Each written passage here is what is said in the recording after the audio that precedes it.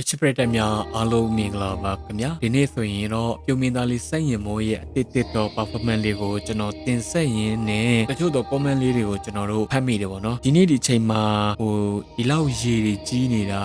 ပျော်လို့ကောင်းတော့ဘာတော့ပေါ့နော်ဆိုတော့ကဒီရေကြီးမှုကိုချင်းမစာတာတော့မဟုတ်ဘူးနော်ဒီအခုပွဲစဉ်တွေကပြုံမင်းသားစိုက်ရင်မိုးတွေဇက်တပင်ပျော်ပြတင်ဆက်မှုတွေကတော့ပေါ့နော်ဒီမတိုင်ခင်3-4-5လကတည်းက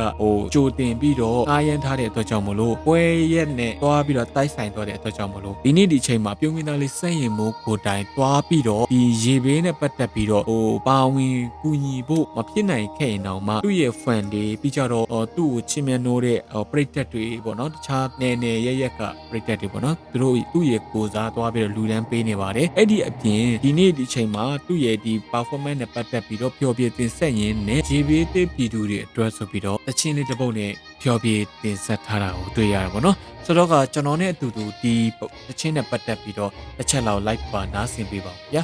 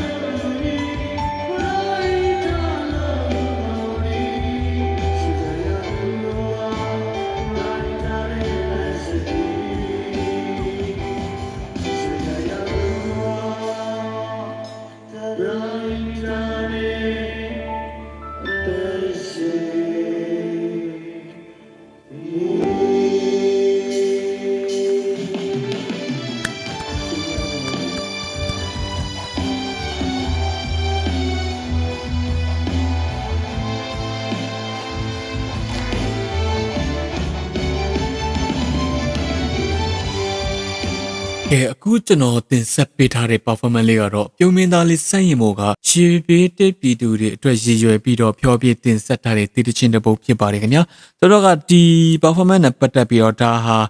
ဖျော်ဖြေမှုတော့မဟုတ်ဘူးเนาะဝန်းနေတဲ့အထိမ့်မှတ်အနေနဲ့အပြုံးမင်းသားလေးစန့်ရင်မို့ရဲ့ဆက်တက်ပင်ဖွဲ့တာအားလုံးဒီတည်တချင်းနဲ့ဘယ်လိုပြောမလဲတင်ဆက်လိုက်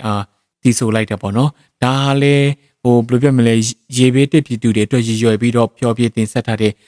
တခြင်းတစ်ပုတ်ဖြစ်တဲ့အတွက်ကြောင့်မို့လို့တကယ်တမ်းကျတော့ဒါကတော့ဖျော်ဖြေမှုတော့မဟုတ်ပေါ့နော်ကိုယ်တိုင်သွားရောက်အားပေးခြင်းပေမဲ့အားပေးလို့မရတဲ့အခိုက်အတန့်မှာ